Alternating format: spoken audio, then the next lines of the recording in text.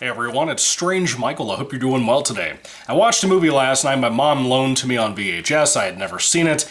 It had a name in it that I really love, that I wanted to see another good movie from, hopefully, and it's from 1988, from the director of The Karate Kid and the original Rocky movie, which was kind of surprising now that I found that out after watching the film. This little 1988 film is called For Keeps. Now, a lot of the time I see it with a question mark at the end of the title. Don't know where it is on the VHS, but it ain't there. That's all I'm saying. Now, this looks like a girly movie, and that's because it is a girly movie. Apparently, every girl in the 80s loved this film, my mom included. I've never seen it. I'm a die-hard 80s fanatic, even though I was born in the 90s. So I watch a lot of stuff that she recommends to me that she says were big hits back then, or things that she loved, or whatever. Usually my mom recommends horror and thriller to me. I love rom-coms, I love romance films, I don't mind that stuff, and I love teenage flicks when they're honest, like a John Hughes movie. This was the best example ever of what seemed to me like a knockoff wannabe John Hughes movie. Even starring Molly Ringwald, who was also quite a proponent in John Hughes movies and a lot of 80s films in general. I love Molly Ringwald. Not the most woman I'd be the most obsessed with in Hollywood, but she's good and I like her in general. Never heard of the fellow that co-stars her here, Randall Batinkoff. I don't think I've ever seen his name on anything ever, as far as I know. But this had great talent behind the camera and in front of the camera, and it was about a very touchy subject.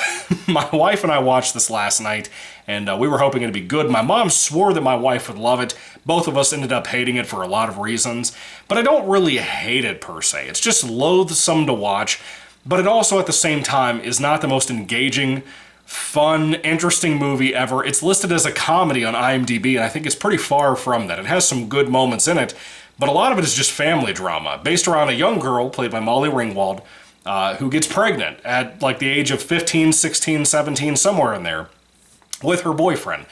Their families are very different. Molly Ringwald just kind of has her mom in her life. Her dad ran away a long time ago when she was a little girl, and her mom is kind of a, more of a hippie weirdo, but not like a super hippie weirdo, just like a commie weirdo, you know?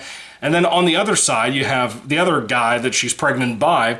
His family are kind of a Catholic family.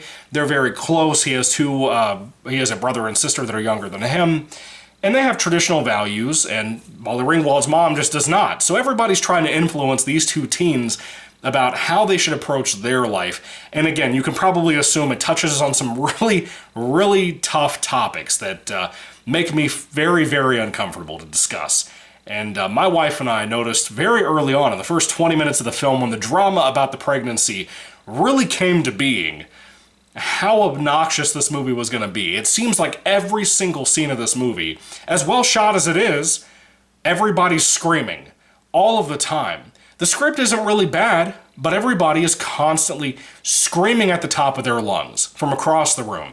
And it gets old really quick. For an hour and 45-minute long film, or whatever this was, it just really has too much of that. It starts out kind of comedic, kind of aloof, with Molly Ringwald and her boyfriend just being in love, wanting to work things out, hoping for the best, and it hits them with a lot of reality, which is not a problem, not a complaint.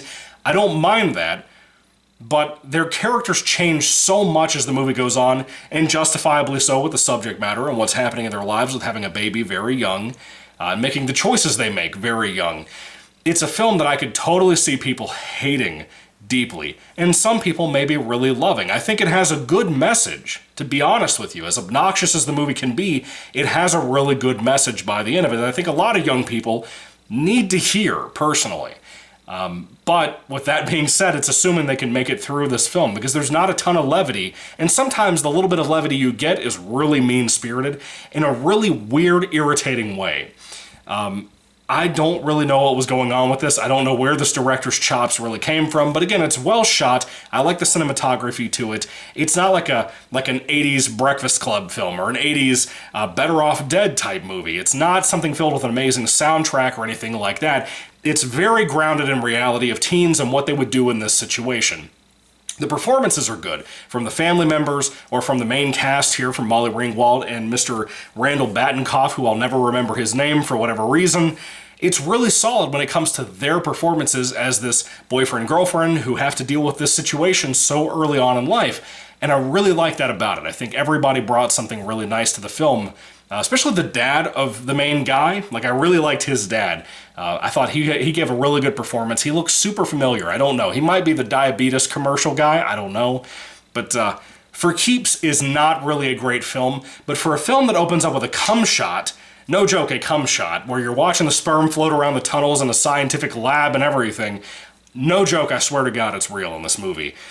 As weird as it opens up with that, and then all of the screaming throughout 2 hours of screaming, it got on my nerves, but it's not a bad movie. Does that make sense? My wife and I kind of hate it because it's kind of loathsome to watch, but I appreciate it for what it had to say in 1988 in a good, positive way. And a lot of teens are going through this even more now than they were back then.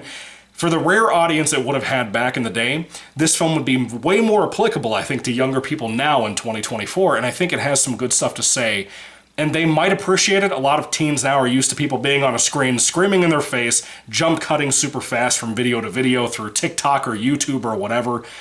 As obnoxious as modern teens are, they might be able to handle all the screaming in here. I don't know, but it got annoying really quick to my wife and I at the same time. So, she tuned out.